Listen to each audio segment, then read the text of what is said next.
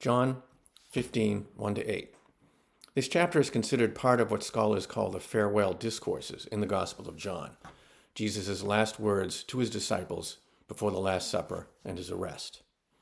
Jesus said to his disciples, "I am the true vine, and my Father is the vine grower. He takes away every branch in me that does not bear fruit, and every one that does, he prunes so that it bears more fruit." What's interesting about this is that vine was a common image for God's people, going back, for example, to the book of Isaiah in the Hebrew Bible. But here, it suggests immediately thoughts of spring, of planting, cutting, and pruning. Applied to ourselves as Jesus' disciples, it sounds painful, destructive, as nature often is. But in this case, I think it is the care and attention of God, the Father, that is foremost in Jesus' message to his disciples. "You are already pruned because of the word that I spoke to you. Remain in me, as I remain in you.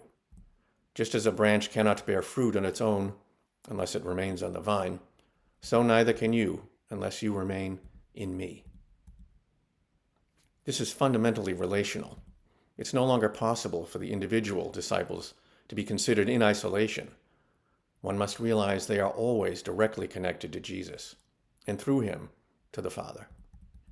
"I am the vine, you are the branches. Whoever remains in me and I in him will bear much fruit, because without me you can do nothing. Anyone who does not remain in me will be thrown out like a branch and wither. People will gather them and throw them into a fire, and they will be burned." We can't help focusing on the almost apocalyptic nature of the statement. And in another passage of the gospel, we recall when Jesus cursed the fig tree because it offered no fruit.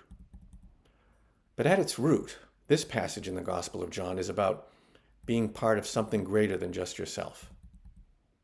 "If you remain in me, and my words remain in you, ask for whatever you want, and it will be done for you. By this is my Father glorified, that you bear much fruit and become my disciples." Here Jesus is describing his relationship both to his Father and to his disciples. But the relational view holds when we step further back and remember Jesus and his relation to the Father and the Holy Spirit in the concept of the Trinity. It too is fundamentally relational.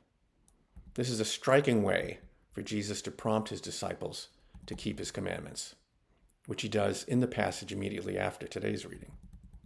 And in the end, it's in keeping his commandments that our fruit is ultimately born on the vine of Christ.